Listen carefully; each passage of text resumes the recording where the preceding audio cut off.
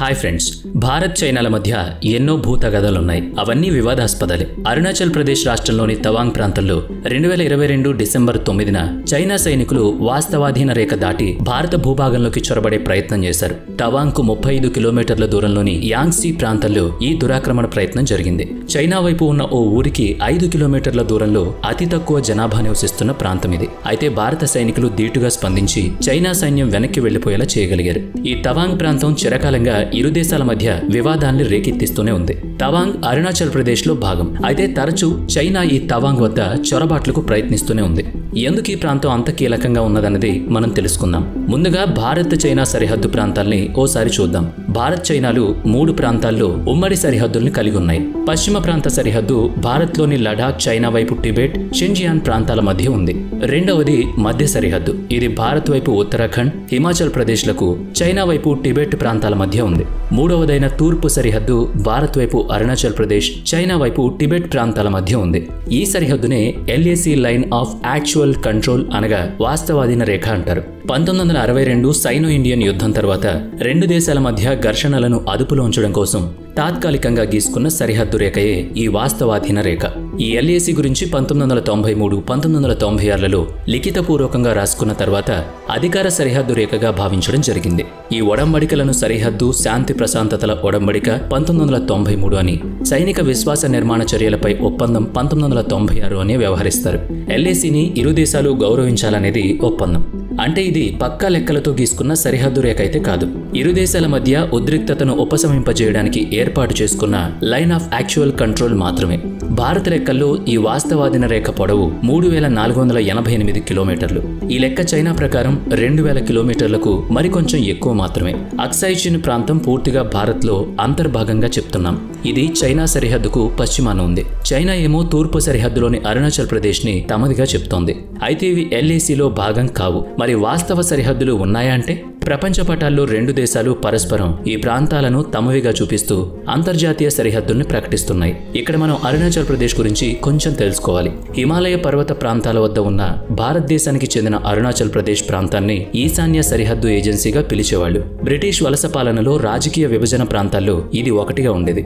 1972 వరకు కూడా ఈ ప్రాంతానికి అదే పేరు ఉండేది. 1972 జనవరి 22వ తేదీ నాడు అరుణాచల్ ప్రదేశ్ ను కేంద్రపాలిత ప్రాంతంగా పరిగణించారు. నాటి నుంచి ఈ ప్రాంతం అరుణాచల్ ప్రదేశ్ అయింది.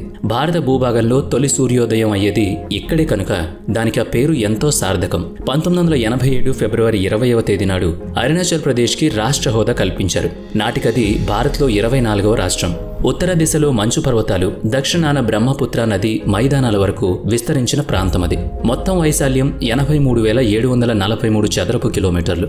అలా ఇది ఈశాన్య రాష్ట్రాల్లోకెల్లా పెద్ద రాష్ట్రంగా అవతరించింది. ఇక్కడ ఎక్కువ భూభాగం అంటే దాదాపుగా 98% అడవులున్నాయి. 2% భూభాగం నీటిలో ఉంది. భూటాన్, టిబెట్, మయన్మార్లతో సరిహద్దులున్నాయి. చారిత్రకంగా అరుణాచల్ ప్రదేశ్లోని తవాంగ్ ప్రాంతం టిబెట్లో భాగం. మరి ఇది మన భారతదేశంలో ఎలా కలిసిందో చూద్దాం. 1914లో సిమ్లా ఒప్పందం జరిగింది. ఆనాడు తూర్పు వైపు LACతో సమన్వయం చేస్తూ మెక్మోహన్ రేఖను బ్రిటిష్ ఇండియా, టిబెట్ల మధ్య కొత్త సరిహద్దుగా నిర్వచించింది. భారత్లోని బ్రిటిష్ విదేశాంగ కార్యదర్శి హెన్రీ మెక్మోహన్ పేరు మీద సదరు సరిహద్దును అతను పేరు పెట్టుకున్నాడు. హెన్రీ 1914లో గ్రేట్ బ్రిటన్, చైనా, టిబెట్ల మధ్య జరిగిన సిమ్లా ఒప్పందంలో భాగంగా బ్రిటిష్ ఇండియా, టిబెట్ల మధ్య 890 కిలోమీటర్ల పొడవున సరిహద్దును నిర్ణయించాడు. అయితే చైనా ఈ సరిహద్దు రేఖను అంగీకరించలేదు. కనుక ఒప్పందం భారత్, టిబెట్ల మధ్యనే జరిగింది. ఆనాటికి టిబెట్ చైనాలో భాగం కాదు కనుక చైనా ప్రమేయం లేదిందులో. అలా ఒప్పందంలో భాగంగా టిబెట్, తవాంగ్తో సహా కొన్ని దక్షిణ ప్రాంత భూభాగాల్ని బ్రిటిష్ వారికి అప్పగించింది. తవాంగ్ భారత్లో భాగం కావడానికి ఇదే ఒక కారణం. 1950లో టిబెట్ను చైనా ఆక్రమించుకుంది. పీపుల్స్ రిపబ్లిక్ ఆఫ్ చైనాలో టిబెట్ను భాగం చేసుకుంది. ఆ తర్వాత టిబెట్ను చైనా ప్రభుత్వ అజమాయిషీలో స్వయం ప్రతిపత్తి కలిగిన ప్రాంతంగా ప్రకటించింది.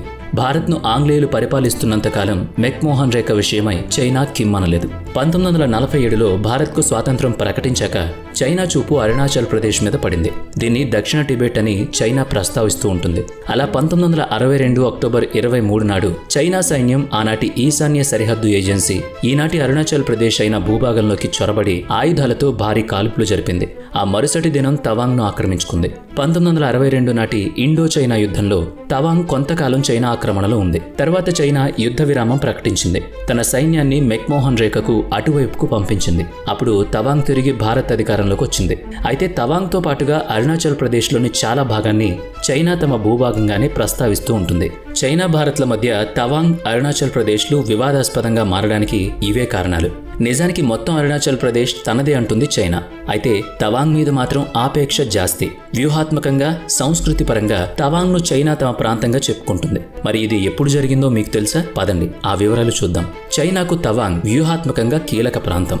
తవాంగ్లో టిబెట్ బౌద్ధుల ఆరామాలున్నాయి. టిబెట్లోని పొటాలా ప్యాలెస్ తర్వాత తవాంగ్లోని ఆరామమే ప్రపంచంలోని రెండో అతిపెద్ద బౌద్ధారామం. దీన్ని తవాంగ్ గార్డెన్ నామ్గ్యాల్ లాట్సీ అని కూడా పిలుస్తారు. 1959లో ప్రస్తుత దలైలామా టిబెట్ను విడిచి తవాంగ్ మార్గం ద్వారా భారత్లో ప్రవేశించారు. ఇక్కడే ఉండిపోయారు. తవాంగ్ ప్రజల్లో మోంప్రో ఆదివాసీలు ఎక్కువ.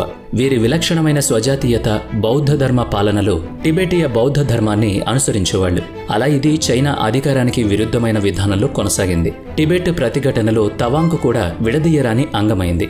తవాంగ్ ప్రాంతంలోని చమీగ్యాట్సే జలపాతాలు 108 జలపాతాల సమీకృత రూపం.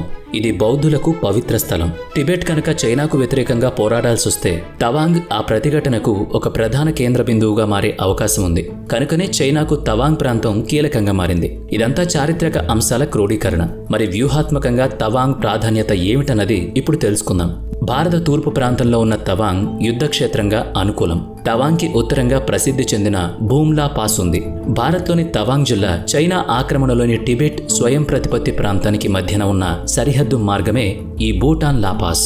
1962 నాటి ఇండో చైనా యుద్ధంలో భారత్లోకి చొరబడిన చైనా సైనికులు ఈ మార్గం గుండానే వచ్చారు. భావి కాలంలో ఇరు దేశాల మధ్య సంఘర్షణలు చోటు చేసుకుంటే భారత సైన్యం చైనా వైపు వెళ్లడానికి అరుణాచల్ ప్రదేశ్ రాష్ట్రమే దగ్గర దారి. కనుకనే అరుణాచల్ ప్రదేశ్ రాష్ట్రం భారత్కు, చైనాకు ప్రతిగా యుద్ధ తంత్రాల్ని అమలు చేయడానికి అనువైన ప్రాంతం. చైనా గాని తవాంగ్ను ఆక్రమించుకున్నట్లయితే ఆ దారిలోనే అది భారత్లోని సిలిగురి కారిడార్ గుండా భారత్లో ప్రవేశించడానికి వీలవుతుంది. సిలిగురి కారిడార్ భారత్ భూభాగంలోని అతి ఇరుకైన మార్గం. కనుకనే దీన్ని చికెన్ నెక్ కారిడార్ అని కూడా పిలుస్తారు. ఈ చికెన్ నెక్ మార్గమే ఈశాన్య రాష్ట్రాలను చేరుకోవడానికి మనకున్న ఏకైక భూమార్గం. కనుకనే ఈ ప్రాంతం కూడా భారత్కు ఎంతో కీలకం. భౌగోళికంగా చూస్తే తవాంగ్ ప్రాంతం ల్యాండ్ లార్డ్ ప్రాంతం. తవాంగ్కు ఉత్తరాన స్వయం ప్రతిపత్తి కలిగిన టిబెట్ భూమి, నైరుతి దిశలో భూటాన్, తూర్పున అరుణాచల్ ప్రదేశ్లోని పశ్చిమ కమింగ్ జిల్లా నుంచి వేరుపడిన శిలాపాస్లున్నాయి. ఒక విధంగా ఇది త్రిభుజాకార కేంద్ర బిందువు. తవాంగ్ను ఆక్రమించుకోవాలంటే చైనా సైన్యం శిలాపాస్ వరకు రావాలి. ఇక్కడకు రావాలంటే తవాంగ్లోని యాంగ్సీ ప్రాంతం గుండా ముందుకు రావాల్సి ఉంటుంది.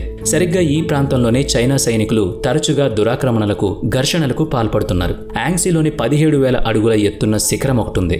ప్రస్తుతానికి ఇది భారత్ ఆధీనంలోనే ఒక సహజ సరిహద్దుల భారత్కు అనుకూలమైన ప్రాంతంగా ఉంది. అరుణాచల్ ప్రదేశ్ నుంచి భారతదేశాన్ని తప్పించాలని చైనా నిరంతరాయంగా ప్రయత్నిస్తూనే ఉంది. భారత స్వీయ రక్షణను వదిలిపెట్టి దూరంగా పోయేలా చేయడానికి, మరికొంత భూభాగాన్ని ఆక్రమించుకోవడానికి చైనా చేసిన ప్రయత్నాలే తవాంగ్ ప్రాంతంలో 2022 డిసెంబర్ 9న చైనా సైనికులు వాస్తవాధీన రేఖ దాటి భారత భూభాగంలోకి చొరబడేందుకు చేసిన ప్రయత్నాలని నిపుణులు, విశ్లేషకులు వివరిస్తున్నారు. కానీ చైనా కుయుక్తులు పారలేదు, వారి పప్పులు ఉడకలేదు. భారత సైన్యం వీరోచితంగా వారికి సమాధానం ఇచ్చిన వీడియో దృశ్యాల్ని మనం చూసాం. ఆనాటి నుండి ఈనాటి దాకా మళ్లీ చైనా మనల్ని కవ్వించే ప్రయత్నాలు చేసిన ప్రతిసారి మన సైనికులు భారత్ సత్తాని చాటి చూపించారు. తవాంగ్ ని మనం కాపాడుకున్నాం. అక్సాయి చిన్ ప్రాంతంలోని గాల్వాన్ లోయలో చైనా సైన్యం చేసిన అమానుష చర్యల తర్వాత 2 ఏళ్లకు తవాంగ్ లో చైనా చొరబడే ప్రయత్నం చేస్తుంది. భారత్ చైనాల సరిహద్దు వివాదానికి కొనసాగింపుగా చైనా చేసిన అదనపు ఘాతుకత్వం ఇది.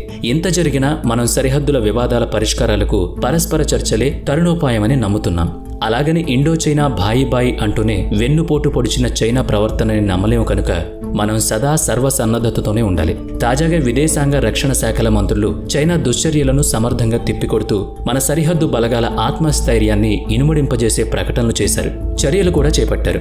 గాల్వాన్ లోయ సంఘర్షణ చైనా దుర్నీతికి చిహ్నంగా భావించిన మన దేశం నాటి నుంచి ఈ సమస్యను ప్రముఖంగా పరిగణించి పరిశీలిస్తూనే ఉంది. మీరు గమనిస్తే చైనా తన ప్రధాన సరిహద్దుల వెంబడి ఎన్నో శాశ్వత నిర్మాణాలను చేస్తూ వస్తోంది. అంతర్జాతీయ సరిహద్దుల వద్ద అలాంటి నిర్మాణాలు చేపట్టరాదనే నియమాలను అగ్రరాజ్యం అనే అహంకారంతో కాలదన్నుతోంది.